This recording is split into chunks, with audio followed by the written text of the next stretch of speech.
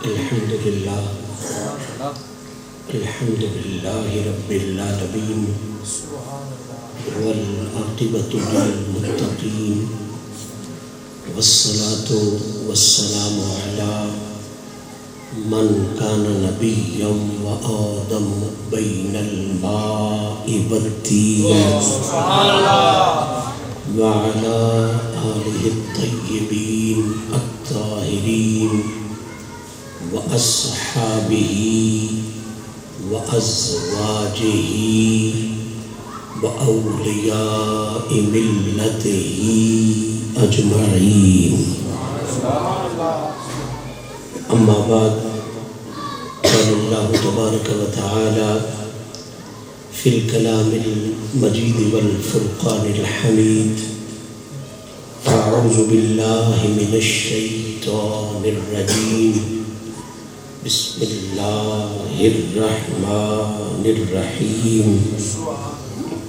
يا أيها الذين آمنوا اتقوا الله ولتنظر نفس ما قدمت لغد واتقوا الله إن الله خبير بما تعملون. صدق الله العلي العظيم وصدق رسوله النبي الكريم.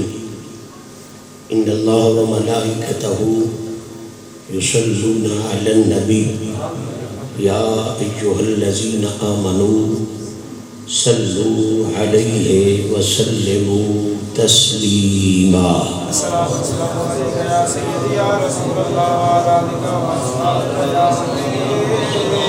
سارے بڑے درود شریف صلوات و سلام علیہ یا رسول اللہ علیہ وسلم. اور ہدیہ درود و سلام بحضور سرور کائنات فخر موجودات شافع روز جزا محبوب رب علا جناب محمد مصطفیٰ صلی اللہ تعالی علیہ وآلہ وصحبہ وسلم پیش کرنے کے بعد آج کی عفت مآب تقریب جو عزت مآب محبی فی اللہ و مخلصی فی اللہ جناب ملک نصیر احمد مرحوم اور ان کی والدہ ماجدہ کے ایصال ثواب کے لیے سالانہ برسی کے موقع پر فکر آخرت کے خوبصورت عنوان کے ساتھ انعقاد پذیر ہے. بندہ عاجز سب سے پہلے آپ سب کو اس دعا میں شریک کرنے کا شرف حاصل کرتا ہے کہ رب کریم اپنے محبوب کریم علیہ الصلاۃ والتسلیم کی شان کریمی کا صدقہ ہمارے ان مرحومین کے درجات کو بلند فرمائے، ان کی قبور کو جنت کے باغوں میں سے باغ بنائے، اور ان کے فرزندوں پوتوں جنہوں نے یہ خوبصورت اہتمام کیا، میرا مالک ان کو دین و دنیا میں بہتری والی لمبی زندگیوں سے سرفراز فرمائے. معزز سامعین، بغیر کوئی وقت ضائع کیے اس طرح کے اشتہارات فلیکسز کے ذریعے آپ کے ذہنوں میں یہ حقیقت پہنچ چکی ہے، میں اپنے موضوع کی طرف آنا اپنے لیے شرف سمجھ رہا ہوں. آج کی اس محفل کا عنوان اشتہارات پر مکتوب ہے کہ آج کی اس محفل میں ہم نے بات کرنی ہے، بات سننی ہے فکر آخرت کے حوالے سے. اور جو عوام مجھے جانتے ہیں، نصیر بیٹا ہے، باقی احباب ہیں، وہ تو آگاہ ہیں، جو نہیں جانتے ان کے لیے عرض کر دینا ضروری سمجھتا ہوں کہ اپنے طریقہ کار اور اسلوب کے مطابق آج کی اس نشست میں جب یہ گناہگار آپ کے سامنے فکر آخرت کے حوالے سے معروضات درس کرے گا تو کوئی کہانی، اٹکڑ، پچو یا لطیفہ نہیں عرض کرے گا. جتنے لمحے اس مضمون کے حوالے سے حاضری دے گا یا اللہ کا قرآن پیش کرے گا یا مدینے والے کی مقدس زبان پیش کرے گا. آج کے اس خوبصورت اہتمام کو، آج کی ہونے والی گفتگو کو اگر میں دو جملوں میں سرنامے کا حسن دے کے عرض کروں، عنوان کا تاج پہنا کے عرض کروں، مضمون کا صحرا لگا کے عرض کروں، تو آج کا عنوان اور مضمون یہ ہوگا کہ قرآن و حدیث کی روشنی میں فکر آخرت کی اہمیت کیا ہے، اور جو لوگ اس اہمیت کو سمجھ جاتے ہیں ان پر میرے مالک کی اس جہان میں رحمت کیا ہے. سامعین، کوئی وقت ضائع کیے بغیر آئیے میں آپ کو فکر آخرت کی اہمیت کے حوالے سے قرآن مجید فرقان حمید کی بارگاہ میں حاضری دلواتا ہوں، اور اس جملے سے اپنی گفتگو کا آغاز کرنے کا شرف حاصل کروں گا کہ شاہ جی قبلہ قرآن مجید فرقان حمید کا یہ حسن ہے، یہ خوبصورتی ہے، یہ اس میں نفاست اور جامعیت کی حد ہے کہ میرے مالک نے زمین سے لے کے آسمان تک، زیرو سے لے کے ہیرو تک، ازل سے لے کے ابد تک جتنے بھی مضامین ہو سکتے تھے، ہو سکتے ہیں یا ہوں گے، مالک نے ان مضامین کو اتنی ہی اہمیت کے ساتھ اپنے حبیب پاک پر اترنے والی کتاب میں کمال جامعیت کے ساتھ بیان فرما دیا. قرآن خود اعلان کر رہا ہے وَلَا رَتْبٍ وَلَا يَابِسٍ إِلَّا فِي كِتَابٍ مُبِينٍ. خشکی اور تری کا کوئی حوالہ ایسا نہیں جسے رب نے اپنے محبوب پر اترنے والی کتاب میں بیان نہیں فرما دیا. بلا شبہ اللہ کریم نے اس کائنات کو جتنے علمی ذخیرے عطا فرمائے ہیں، جتنی معلومات عطا فرمائی ہیں، کوئی بندہ شبہ میں نہ رہے. علم سائنس ہو، جغرافی ہو، انجینئرنگ ہو، یہ دریافت تو نے اب کی ہے. اللہ نے یہ پہلے قرآن مجید میں عطا فرما دی ہوئی. سارے علوم جتنے بھی کائنات میں پائے جاتے ہیں وہ اللہ کی طرف سے ہیں، اس لیے کہ جو چیز علم کو کھینچتی ہے، دماغ، عقل اور شعور، یہ تو نے بازار سے جا کے نہیں خریدا، یہ عقل اور شعور تجھے تیرے مالک نے عطا فرمایا. تو اب کوئی جتنی جس علم میں ترقی کر جائے وہ بھول میں نہ پڑے کہ یہ علم مجھے فلاں سے ملا ہے، فلاں سے ملا ہے، فلاں سے ملا ہے. حقیقی بات ذہن میں رکھے، یہ سارے وسیلے اور اسباب ہیں. حقیقت میں جو علم بھی جس کو ملا ہے وہ میرے مالک کی عطا ہے، رب ذوالجلال کی عطا ہے. اچھا، اب بڑے نفیس چہرے میرے سامنے ہیں اور میں انہی نفاستوں کے نظر یہ جملہ کرنا چاہتا ہوں. علوم سارے اللہ نے دیے ہیں، تجھے سمجھ آئے نہ آئے یہ تیری بدقسمتی ہے.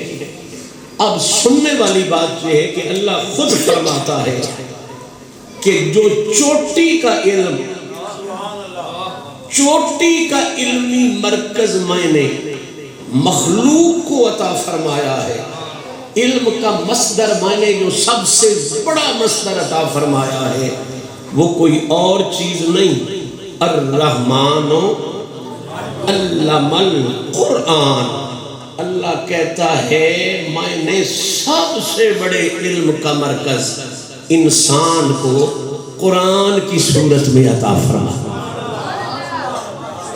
اب جب بات جہاں تک آ گئی کہ ہر چیز بحمداللہ قرآن میں موجود ہے اور یہ سارے علوم کا مصدر ماخذ اور مرکز ہے، اور یہ بات کھل کے آ گئی کہ کوئی مضمون ایسا نہیں کہ جس کو اللہ نے قرآن میں نہیں رکھا، اور اگلا فقرہ بھی سنے تو بات بالکل منزل کے قریب آ جائے، اللہ نے جس مضمون کو قرآن میں رکھا ہے پھر یہ عدل بھی رب نے رکھا ہے کہ جس کی جتنی اہمیت ہے، سننے والے لوگ ہیں تو دھیان سے سمجھیں، شاہ جی قبلہ جس مضمون کی جتنی اہمیت ہے اللہ نے اسی اہمیت کو مد نظر رکھتے ہوئے اسی انداز میں اس مضمون کو قرآن میں بیان فرمایا۔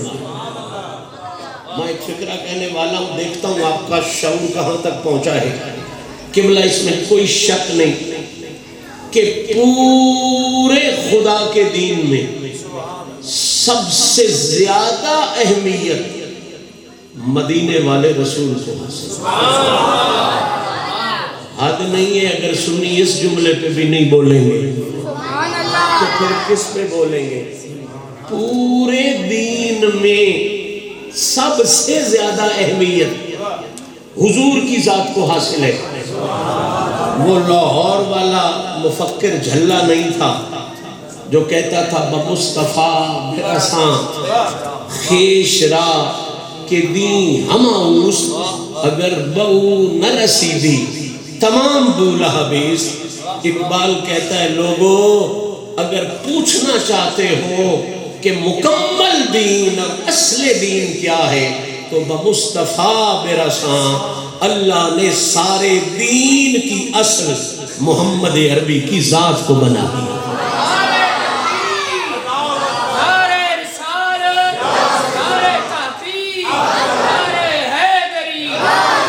حضور کی ذات دین خدا بندی میں سب سے اہم ہے، اس لیے کہ اگر حضور کو علیحدہ کر دیا جائے تو نہ جنت کسی کام کی، نہ دوزخ کا عقیدہ کسی کام کا، نہ فرشتوں پر یقین کسی کام کا، نہ صحابہ کی عقیدت کسی کام کی، نہ اہل بیت کا عشق کسی کام کا، بلکہ میں جرات کے ساتھ نہیں حقیقت کے ساتھ عرض کر رہا ہوں خدا تو لا الہ الا اللہ کی قیمت بھی اس وقت تک نہیں ڈالتا جب تک محمد الرسول اللہ کا صحرا ساتھ۔ تو پھر دین کی بنیاد اور سب سے اہم بات ہے حضور کی ذات۔ سب سے اہم شخصیت کیا ہے؟ حضور کی ذات۔ یہی وجہ ہے کہ اللہ نے حضور کی اس اہمیت کو اجاگر کیا قرآن میں۔ اب دیکھنا تو اس نے ہے نا جسے رب نے آنکھیں بھی دی ہو، ہے نظر نظر میں وہ جلوہ گر، وہی نور آنکھ کا نور ہے جو تیری نظر میں نہ آ سکے تو تیری نظر کا قصور ہے۔ اللہ نے حضور کی جو اہمیت ہے دین میں اسی کے مطابق ہی حضور کا تذکرہ بھی قرآن میں کیا ہے، تبھی تو کائنات کا مولا علی ارشاد فرماتا ہے۔ اور ام المؤمنین سیدہ عائشہ صدیقہ طیبہ طاہرہ رضی اللہ تعالی عنہا وسلام اللہ علیہا ارشاد فرماتی ہیں لوگوں سرکار کے بارے میں پوچھنا چاہتے ہو تو ام المؤمنین کا اعلان ہے کانا خلقہ القرآن۔ اللہ نے پورا قرآن محمد کی سیرت کا بیان بنا دیا۔ یہ بات وہ کر رہی ہیں جو ام المؤمنین ہیں، سرکار کی زوجہ پاک ہے، صدیقہ بنت صدیق ہے۔ ابھی اور آگے چل تجھے اس قرآن کے عالم کی طرف لے جاؤں جس کے لیے سند خود نبی نے عطا فرمائی، اور کہا لوگوں علی یوم القرآن والقرآن ما علی، لوگوں علی ہمیشہ قرآن کے ساتھ ہوتا ہے، قرآن ہمیشہ علی کے ساتھ۔ اور یہ بات تو آپ کو سمجھانے کی ضرورت نہیں کہ ساتھی ہی ہمیشہ ساتھی کو زیادہ جانتا ہوتا ہے۔ جب حضور کہہ رہے ہیں علی قرآن کے ساتھ، قرآن علی کے ساتھ، تو اس کا مطلب یہ ہے کہ لوگوں علی کو پوچھنا ہو تو بھنگیوں چرسیوں سے مت پوچھنا، علی کو پوچھنا ہے تو قرآن کی آیتوں سے پوچھنا، اور قرآن کو پوچھنا ہو تو بغض اہل بیت رکھنے والے لفنگوں سے مت پوچھنا، قرآن کو پوچھنا ہے تو پل قرآن و معالی، جب بھی قرآنی مشکل کوئی پیش آئے علی کو پوچھنا ہے تو قرآن سے پوچھا کرو، قرآن کو پوچھنا پڑے تو علی سے پوچھنا۔ مولا علی کا علم قرآنی صحابہ بیان فرماتے ہیں کہ اگر اندازہ نہ لگے تو یوں کہہ لینا، عبداللہ ابن مسعود فرماتے ہیں کہ اس علم و حکمت کے 9 حصے اللہ نے علیحدہ علی کو عطا فرمائے، پیچھے رہ گیا 10واں حصہ، فرماتے ہیں وہ سارے جہان پہ تقسیم کیا، اور لگتا یوں ہے اس 10ویں حصے میں بھی زیادہ حصہ رب نے علی کے حصے میں ہی لگا۔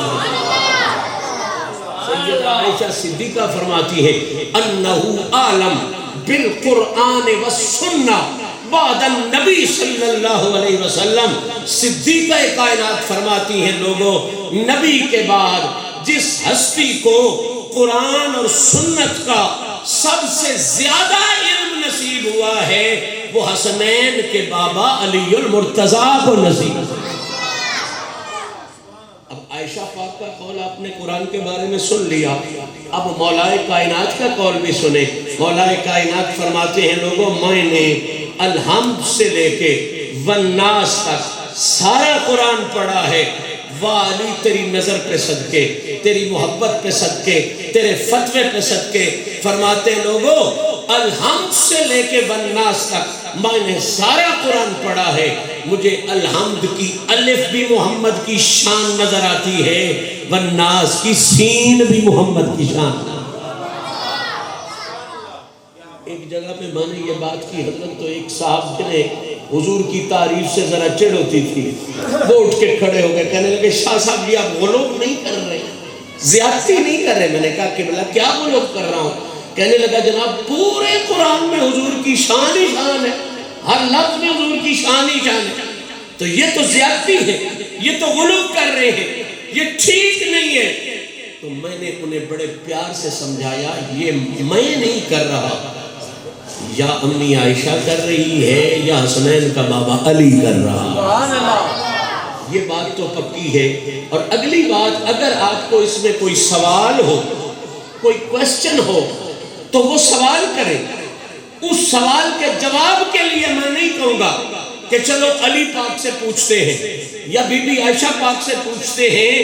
وہ ایک بڑا معروف جملہ ہے، آپ نے بھی سنا ہوگا کہ کوئی بندہ بدبخت عقیدے کا اظہار کر رہا تھا اور مولا علی کی توہین کے لیے یہ جملے کہہ رہا تھا کہ اگر علی اتنا بڑا طاقت والا ہے، مشکل کشا ہے، اللہ کی عطا سے حاجت روا ہے، مضبوط ہے، مستحکم ہے، تو علی نے آنکھ کسی بندے کی مخالفت میں کہہ رہا تھا جو علی پاک کو ماننے والا تھا، اس کی مخالفت میں کہہ رہا تھا تیرا علی ایڈے ہی تکڑا ہے تے وہ ناک میری لت بن چھڑے، میری باں بن چھڑے۔ ایک دو دفعہ تو اس نے کہا، جب تیسری دفعہ اسا کہا نا علی ایڈے ہی تکڑا ہے تے وہ ناک میری باں بن چھڑے، وہ جڑا کوئی درویش اتنے بیٹھا آئی وہ دے ہاتھ کوئی ڈنڈا منڈا ہا اس چایا تے رکھ کے ماریا تے باں بھی بن چھڑی تے اگلی ہسی بھی بن چھڑی۔ وہ مولوی صاحب بڑے پریشان ہو گیا، کہنے لگے تو ایک ہی کیتا ہے؟ اسا کیا گل تین صرف سمجھائیے، با علی تے مشکل کشا ہے، حاجت روا ہے، بڑی طاقت آڑا ہے، تو جڑا روڑا پائی پھر آنا علی ناک میری ماں بن چھڑے، علی ناک میری لات بن چھڑے، جلیا ایڈیاں نکیاں نکیاں کماں واسطے مولا وقت پان دی لوڑی کوئی نہیں. یہ کام تے ہوتے آج کل دے سی نوکر بھی کر چھڑے. سبحان اللہ. اس کمے جو گا ہوتا کیا میں یہ موجود ہاں تیری باں بننے واسطے علی نہ کھنے دی کیڑی لوڑے. بلا تشبیہ و بلا مثال اگر کسی کو علی پاک کے اس قول اور امی عائشہ کے قول پر اعتراض ہو وہ سوال کرے تو یہ نہیں کہیں گے کہ ان کو کہتے ہیں. خدا کی قسم اس بدبخت کے جواب کے لیے کسی اور کے پاس جانے کی ضرورت نہیں. یہ عائشہ اور علی کا کائنات سے نکمہ غلام شمس الرحمن مشہدی اٹھے کا بعد میں اس قول پر اٹھنے والی ہر سوال کا جواب دے.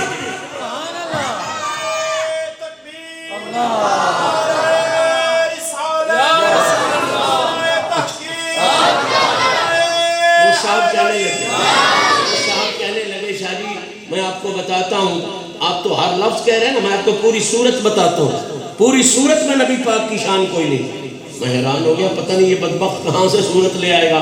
اگر یہ تو کہتا ہے نا میری صورت میں نہیں ہے تو پھر تو میں مان لیتا. کہنے لگا قرآن کی صورت ہے. میرا تو ذہن اکھڑ گیا کہ یہ کیسے ہو سکتا ہے. علی بھی کہیں اما عائشہ بھی کہیں اور یہ پھر بھی کوئی ایسی صورت نکال لے جس میں حضور کی شان ہی نہ ہو. تو بڑے روب کے ساتھ پڑھنے لگا. شاہ جی سنے. میں نے کہا سنا. کہنے لگا جی تبت یدا ابی لہب وتب ما اغنا عنہ مالہ وما کسب سیصلی نارا ذات لہب وامرأتہ حمالۃ الحطب فی جیدہا حبل من مسد. بڑی سی داڑھی بڑا سا محراب بڑا خوش ہو کے کہنے لگے شاہ جی دیکھو نا یہ جتنی آیتیں ہیں ان میں حضور کی تو کوئی تعریف نہیں ہے. ہر ایت میں اللہ تعالیٰ ابو لہب سے لڑائی لڑ رہا ہے. ابو لہب نہ کڑیتا ودا ہے. سرگوتے کی زبان میں سمجھ آنی غصہ تھیا ودا ہے کڑیتا ودا ہے. اللہ تعالیٰ لڑتا پہ ہے غصہ کرتا پہ ہے. ابو لہب تو دی بیوی نار جیسے اسی آتے ہیں نا کڑیتا ودا ہے. تے میں مولی صاحب نواز کیتا مولی صاحب اتنا میں سوچ کے دسو کہ ابو لہب نار جڑا خدا جس بنایا بھی ابو لہب نو آپ ہے تے بڑی ہوئی شہران تے کوئی نہیں بندہ لڑدا. خدا ہو کے ایڈی وڈی رحمت ہو کے ابو لہب نال جڑا لڑدا پیا ہے کڑیتا ودائے اے تیرے پیو دی وجہ تو لڑدا پیا ہے یا محمد عربی دی گستاخی دی وجہ تو لڑدا. میں کیا جلیا سمجھ نہ آوے تو بدبختیاں نہیں کری دیاں. یہ لڑائی بھی جو لڑی جا رہی ہے یہ بھی حقیقت میں محمد کی تعریف کا پہلو ہی ظاہر ہے. جو حضور کی تعریف نہ کرتا ہو اللہ وسعت رحمتی والا ہو کے بھی اس سے راضی نہیں ہوتا. تو بہرحال قریب آ جائیں مسئلے کے. حضور سب سے اہم ہے دین میں. اس لیے اللہ نے پورے قرآن کے ہر حرف اور ہر لفظ میں صدیق کے مرشد کی شان بیان بات ذہن میں آ رہی ہے نا قبلہ. ہر حرف. اور یہ ہمارے جاٹ لوگ پہاڑ کے لوگ یہ رومی کشمیر کی بات اچھی طرح سمجھتے ہیں. تو رومی کشمیر نے بھی اس حوالے سے کہا تھا کہ شداں مداں زیراں صبراں وچ تعریف دے آئیاں آماں لوکاں خبر نہ کائی خاصاں رمضان پائیں. یہ تو 14ویں صدی کا فقیر بھی تجھے بتا رہا ہے کہ یہ عاموں کی بات نہیں. اسی لیے میں نے بھی تو دونوں قول پیش کیے ہیں نا وہ بھی عام نہیں ہے. ایک اتنی خاص ہے کہ رسول کی زوجہ ہے. دوسرا اتنا خاص ہے کہ محمد نے بازو کھڑا کر کے کہا تھا لوگوں جس جس کا میں مولا ہوں سن لے قیامت تک اس کا علی بھی مولا بن گیا. بس بات بند گئی. اس سے آگے آسانی ہے. جتنی اہمیت کسی مضمون کی ہو اللہ اسی انداز میں اسے قرآن میں بیان فرماتا ہے. سب سے اہم مضمون ہے محمد عربی. سب سے اہم بات ہے سرکار کی بات. اللہ نے ہر لفظ ہر حرف ہر شد ہر مد میں حضور کی تعریف کو بیان کیا. اب مضمون کی طرف آ جاؤ. آج کا مضمون ہے فکر آخرت. توجہ ہے اہمیت ذرا سمجھنا. اللہ نے سارے مضمون قرآن میں بیان کیے.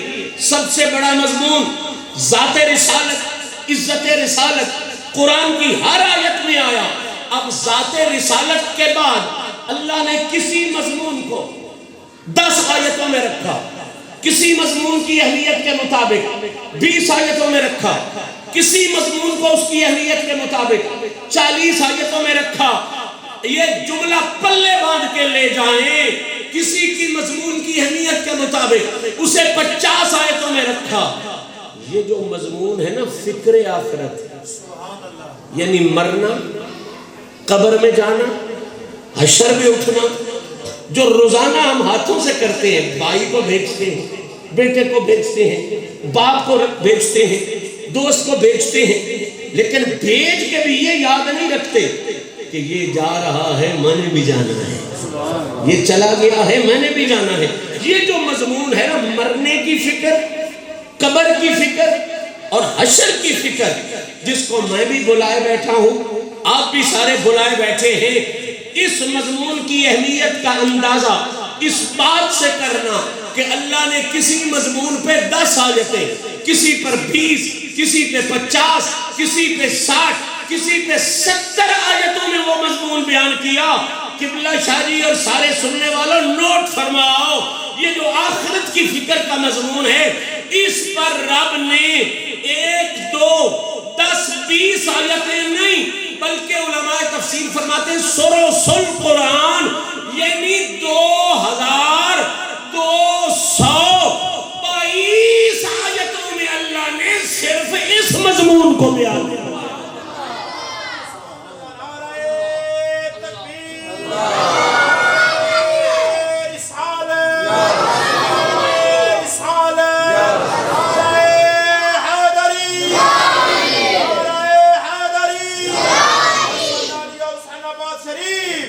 تیسرا حصہ قرآن کا, سلسل قرآن, تیسرا حصہ قرآن کا یہ مضمون بیان کر رہا ہے. او بندے ہوش کر, تم نے قبر میں جانا ہے. او بندے خیال کر, تو نے مرنا ہے. او بندے خیال کر, تجھے آخرت آنی ہے.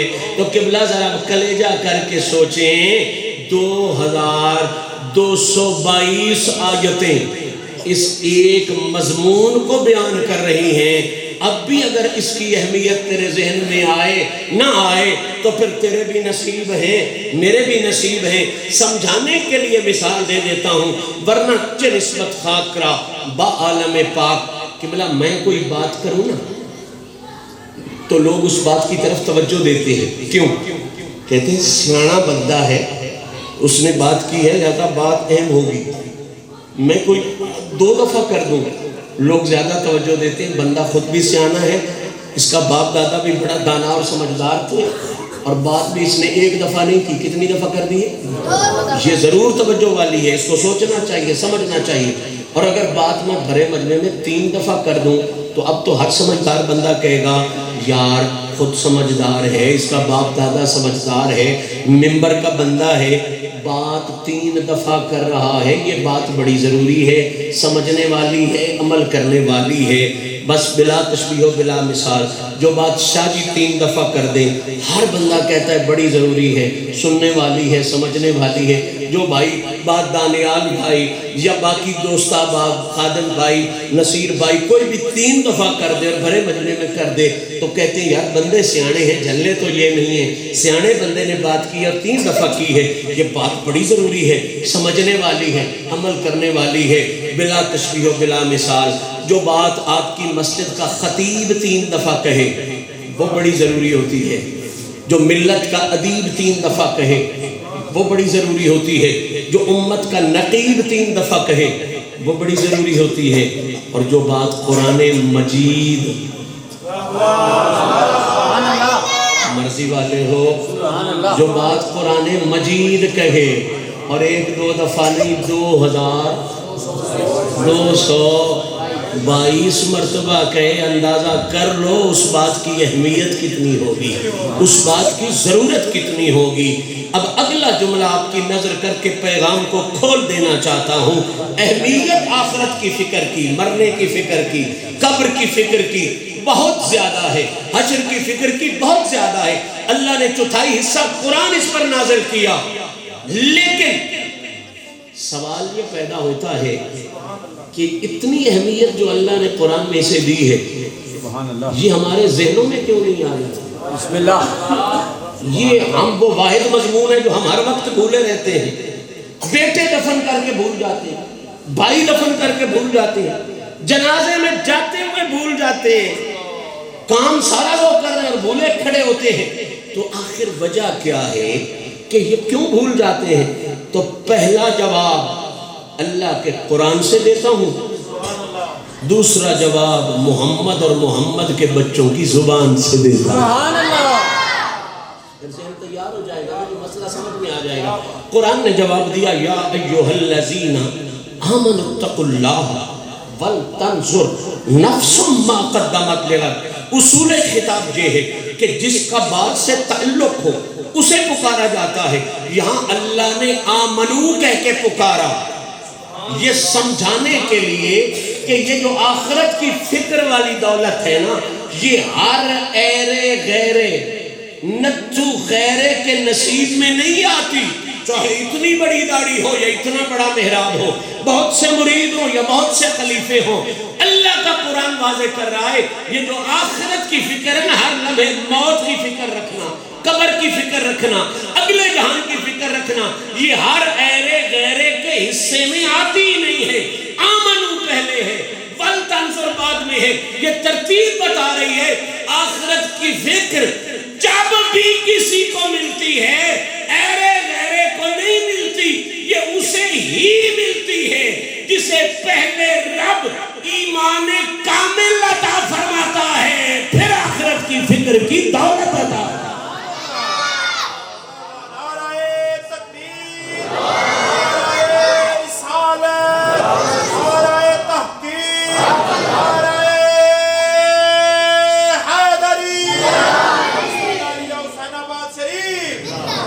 بہت سادہ کر دوں، مضمون بڑا ہے، وقت تھوڑا ہے، میں بہت سادہ کر کے یہ جملہ دے دوں۔ آیت نے معنی بعد میں، تشریح بعد میں، تفسیر بعد میں، آیت کی ترتیب نے یہ بتا دیا۔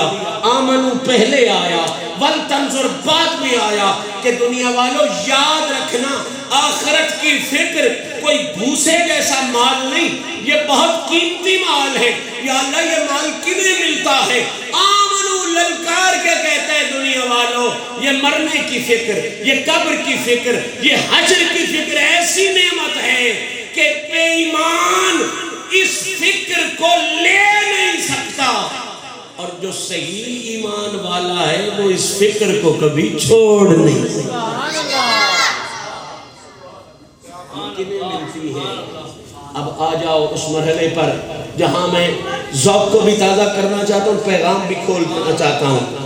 اس ہستی کی بارگاہ سے حاضری دے کے یہ پیغام، اس سوال کا جواب پوچھتے ہیں سید السادات امام جعفر صادق رضی اللہ تعالی عنہ۔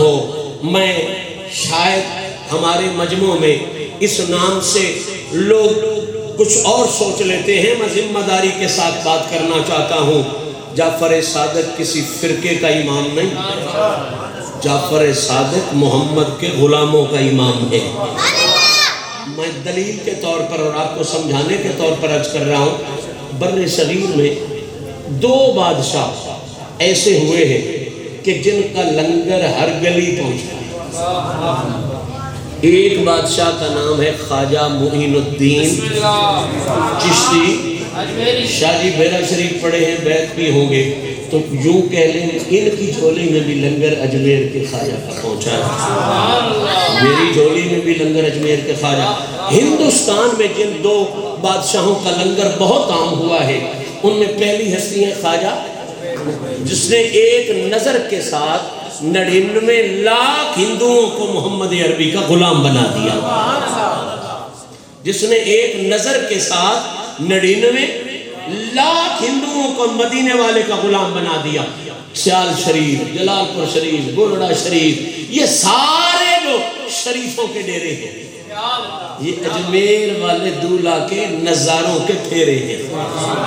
یہ وہ شہنشاہ ہے خواجہ معین الدین چشتی اجمیری۔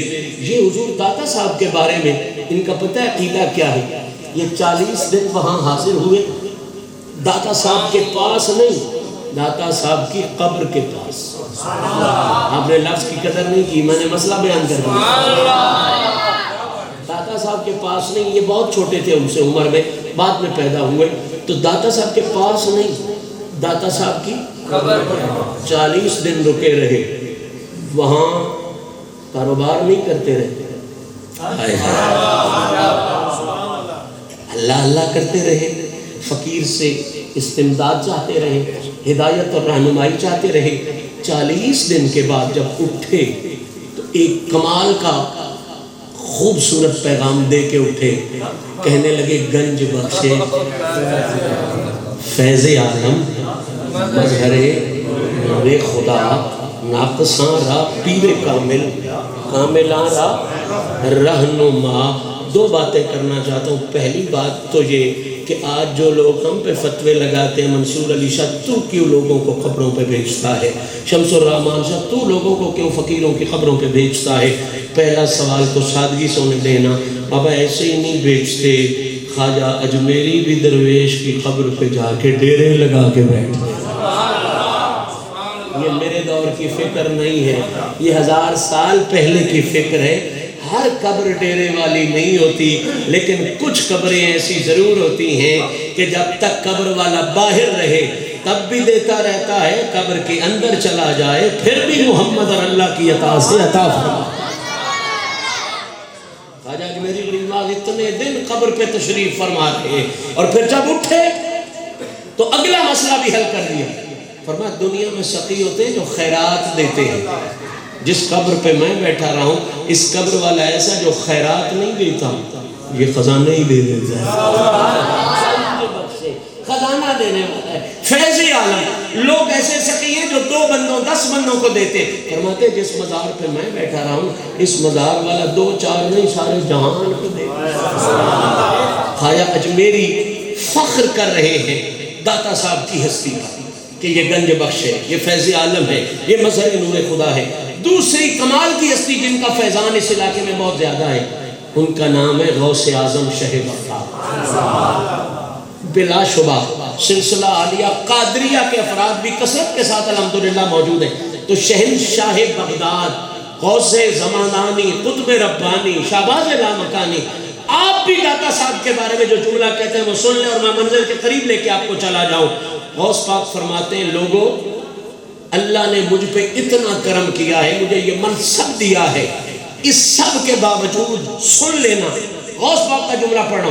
فرماتے ہیں لوگوں داتا صاحب مجھ سے پہلے ہو گئے ہیں، اگر میرے زمانے میں داتا صاحب ہوتے تو وہ غوث جو کہتے ہیں نا میری ہر ولی کی گردن پہ قدم ہے، اعلان سنا ہے نا آپ نے، وہی غوث فرماتے ہیں اگر داتا صاحب میرے زمانے میں ہوتے تو میں عبد القادر جیلانی ان کے ہاتھ پہ بیعت کر کے ان کے غلاموں میں شامل ہو.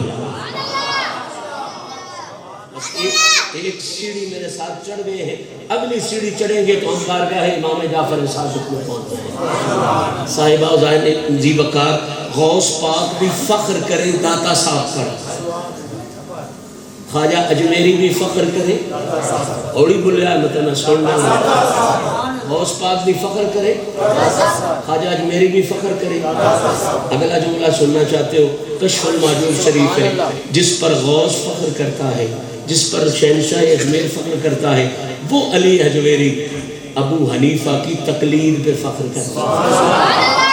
وہ داتا صاحب کہتے ہیں مجھے فخر ہے اس بات کا کہ اللہ نے مجھے امام اعظم ابو حنیفہ جیسا تقلید کے لیے رہنما عطا فرمایا. حالانکہ وہ خود مجدد وقت ہے، لیکن اس بات کا فخر وہ فرما رہے ہیں کہ مجھے اللہ نے امام اعظم ابو حنیفہ جیسا تقلید کے لیے رہنما عطا فرمایا ہے. 3 سیڑھیاں چڑھ گئے، 4تھی سیڑھی چڑھو اور منزل پہ پہنچ جاؤ. اب ہم نے اجمیری سے پوچھا تو انہوں نے فخر کیا داتا صاحب سے، ہم نے غوث پاک سے پوچھا انہوں نے فخر کیا داتا صاحب پہ، داتا صاحب سے پوچھا انہوں نے فخر کیا امام اعظم ابو حنیفہ پر. اب آپ کو لینا چلوں ابو حنیفہ کی بارگاہ میں، تو ابو حنیفہ کی خدمت میں عرض کرتے ہیں حضور یہ طاقت، یہ علم، یہ شہرت، یہ عزت، یہ بلندی، یہ فقاہت، یہ بصیرت، یہ بصارت اتنی کہ آپ امام اعظم کہلائے، یہ کہاں سے ملی؟ تو ابو حنیفہ کمال کا جواب دیتے ہیں، فرماتے ہیں لولا السنتان لہلک النعمان، لوگوں یہ جو کچھ بھی مجھے ملا ہے نا، میری صرف کتابوں کی وجہ سے نہیں، 2 سال امام جعفر صادق اور ان کے باپ کے جوتے سیدھے کرنے۔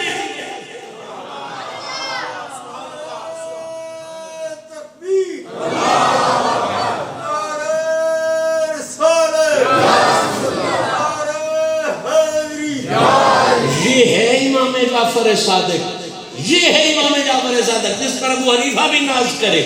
امام جعفر صادق پاک نے فکر آخرت کے حوالے سے کیا خوبصورت جواب عطا فرمایا۔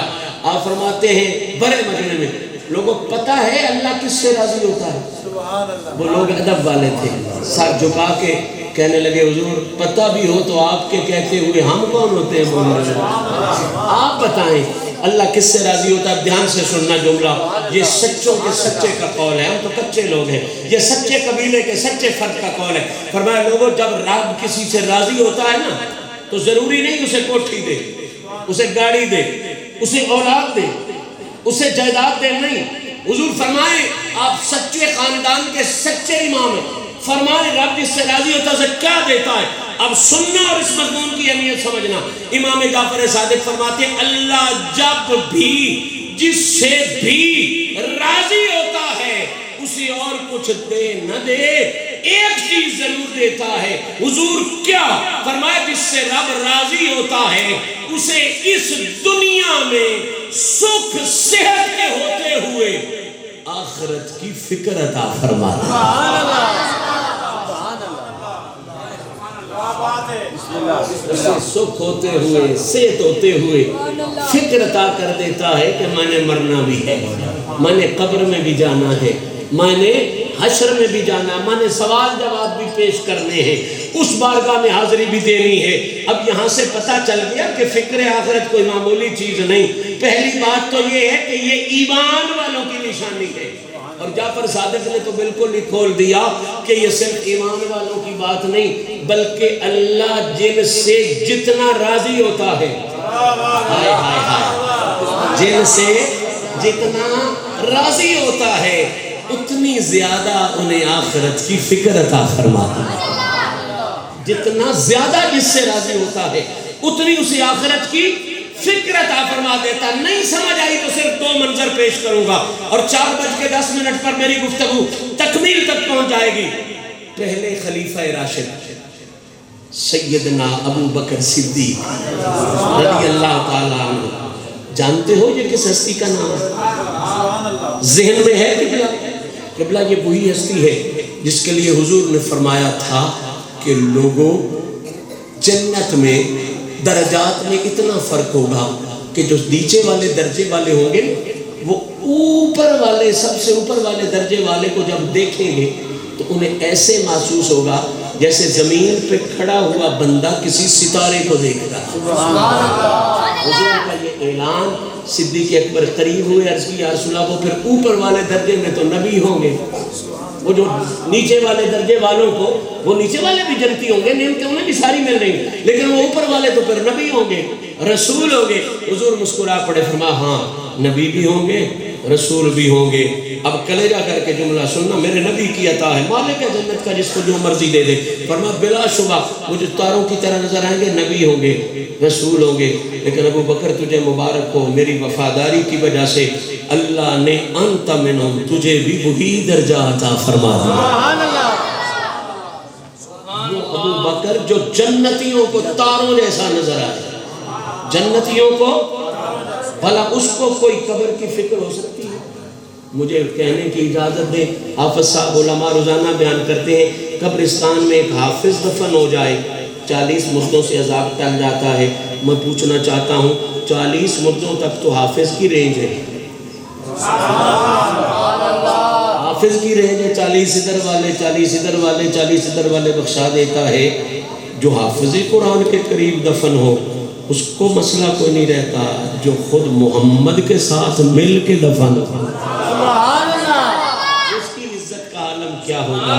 اور پھر یہ بھی نہیں نہیں ہے کہ وہاں دفنی ہے پھر ساتھ نہیں ہوں گے. حضور مجلس میں آئے, اس طرح صدیق اکبر ساتھ ہیں, اس طرح امیر عمر ساتھ ہیں. لوگ دیکھنے لگے, فرمایا گھبراؤ نہیں, ہاکذا نبعث یوم القیامہ, یہ یہاں بھی میرے ساتھ ہیں, یہ قیامت والے دن بھی اسی طرح میرے ساتھ. تو وہ قبر میں بھی حضور کے ساتھ, حشر میں بھی حضور کے ساتھ, جنت میں بھی اس درجے کا ہے.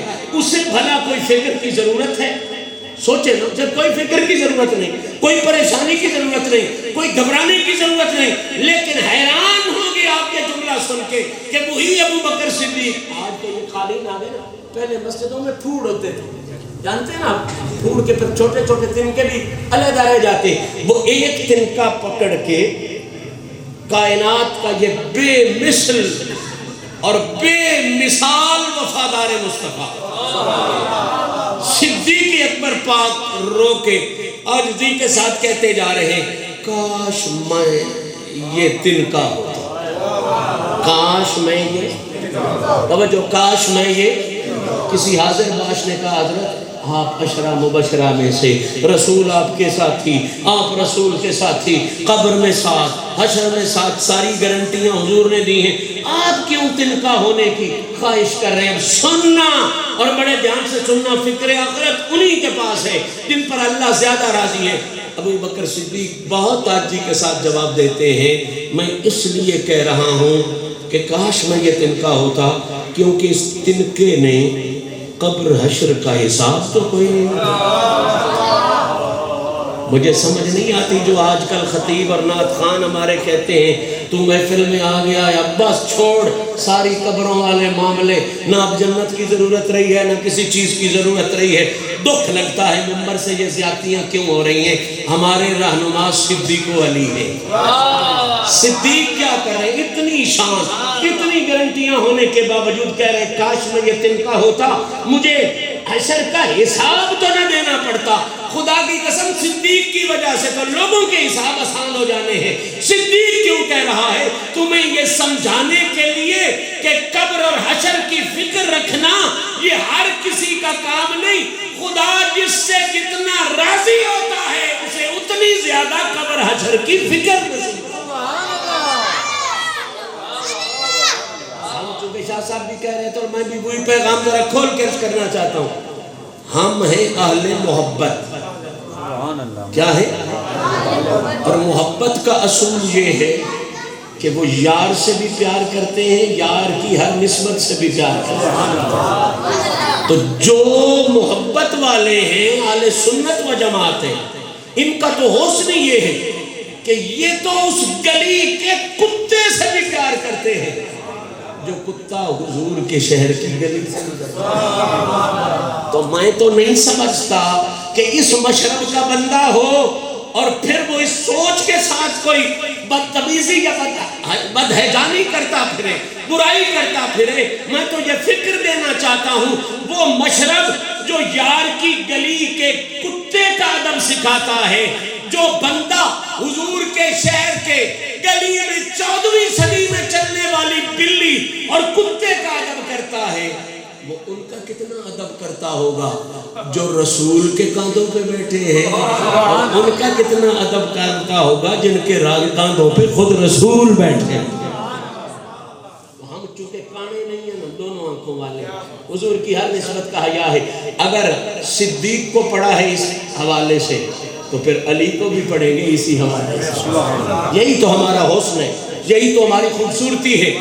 ارے علی پاک جانتے ہو یہ کس شخصیت کا نام ہے؟ صرف ایک حدیث پڑھوں تیرا ذہن کھل جائے. حضور فرماتے ہیں سارا جہان جنت کا عاشق ہے, جنت میرے علی کی عاشق ہے. مزہ نہیں لیا آپ نے اس حدیث کا.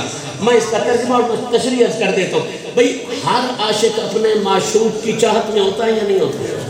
دعائیں بھی مانگتا ہے, یا اللہ مجھے یہ دے, مجھے یہ دے, یہ دے. تو مجھے منظر نامہ یوں سمجھ میں آتا ہے حضور کی اس حدیث کو سمجھانے کے لیے کہ ہر ولی کہہ رہا ہے یا اللہ جنت دے, ہر غوث کہہ رہا ہے یا اللہ جنت دے. کہتے بھی صرف آج کل کے ہمارے نعت خان اور خطیب کہتے ہیں جنت کی ضرورت نہیں, ورنہ پرانے بزرگ تو سارے دعا کرتے تھے ربنا آتنا فی الدنیا حسنۃ وفی الآخرۃ حسنۃ وقنا وادخلنا سارے بزرگ غوث پاک مانگتے رہے، نعت خانوں کو نہیں ضرورت تو نہ مانگے، ان کا کوئی اور بندوبست ہو گیا ہوگا تو ٹھیک ہے جی، ہمیں کوئی اعتراض نہیں ہے، میرے دور کے خطیبوں کو نہیں ضرورت تو نہ مانگے، بھئی کسی کا اور بندوبست ہو گیا تو کیا ضرورت ہے اسے جنت کی۔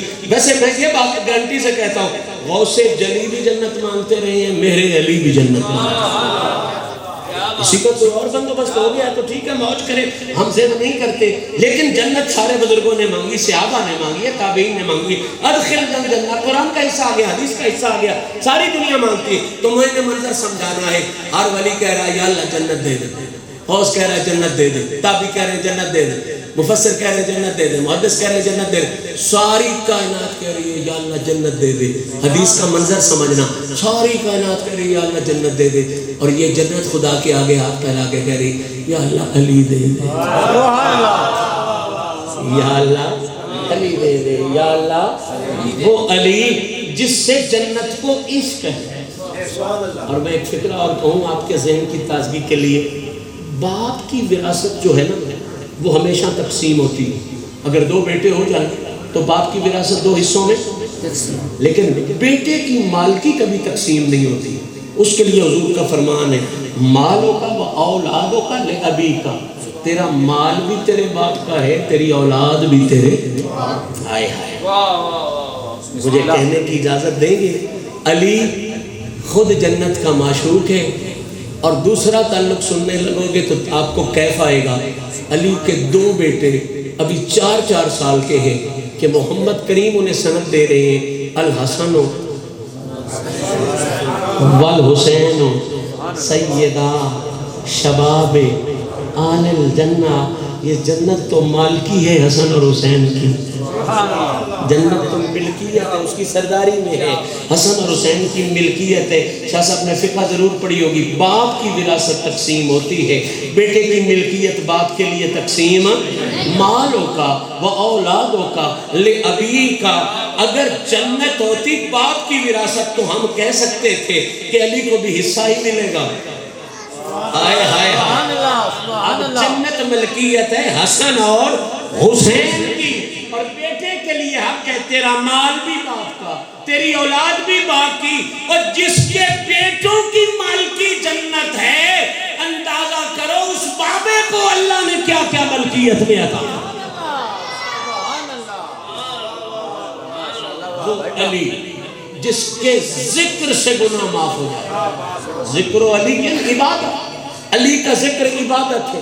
میں تو مزے میں آ کے یہ کہتا ہوں، خدا کی قسم ہم سے علی علی ہوتی نہیں، علی علی جس طرح ادب کے ساتھ علی علی کہنا چاہیے، احترام کے ساتھ تقاضے پورے کرتے ہوئے علی علی کرنا چاہیے، ہم سے ہوتی ہی نہیں۔ ورنہ شاہ شمس تبریز وغیرہ نے تو ادب اور احترام کے ساتھ علی علی کیا تھا، ولایت دروازے توڑ کے ان کے گھروں میں آ گئی تھی۔ بلا شبہ اگر علی اور علی کو ماننے والوں، ساتھ چلنے والوں کا احترام رکھتے ہوئے کثرت ذکر علی کی جائے تو علی ولایت کی کنجی ہے، مالک ہے، اس کی وجہ سے ولایت ملتی ہے، پر جنت تو پیچھے پیچھے بھاگتی ہے۔ تو جس کے نام سے بخشش ہو جائے، آئے کوئی گھبرا نہ جائے مولوی۔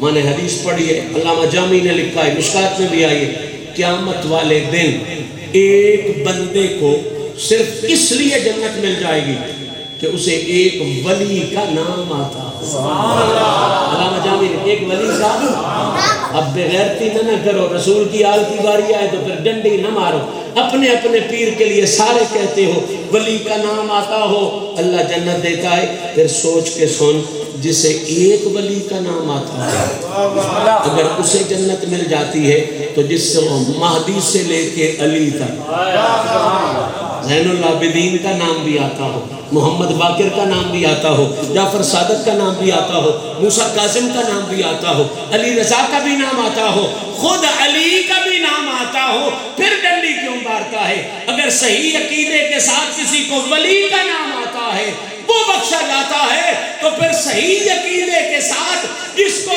علی کہنا بھی آتا ہے وہ خود بھی بخشا جاتا ہے، ساتھ والوں کو بھی بخشا جاتا ہے۔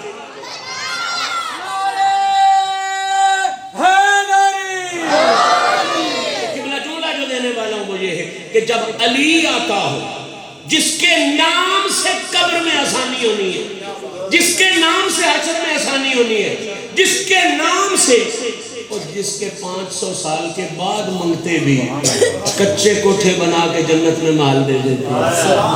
یہ علی ہے نا بہلول، کچے کوٹھے بنا کے جنتیں بانٹ رہا ہے۔ وہ علی جو اتنا اونچا ہے، میں فکر آخرت سے دور نہیں جانا چاہتا۔ عید والا دن ہے شاہ جی، ساری دنیا کھیل رہی ہے، خوشیاں کر رہی ہے۔ یہ جو جنت کا اتنا بڑا مالک اور اتنا بڑا معشوق ہے، یہ مسجد نبوی میں بیٹھ کے روئے جائے، عیدی آئے جا رہے، علی روندے پہ مسجد نبوی چ بیٹھ، یا غالباً کسی اور مسجد کا بھی ذکر آیا اسے، روتی جا رہے، روئی جا رہے۔ لوگ کی پوچھتے ہیں علی آج تے خوشی دا دیہڑا، آج تے کھیڈن دا دیہڑا، خوشیاں دا دیہڑا، ہسن دا دیہڑا، عید تے تسی آج بھی روئی جاندے ہو؟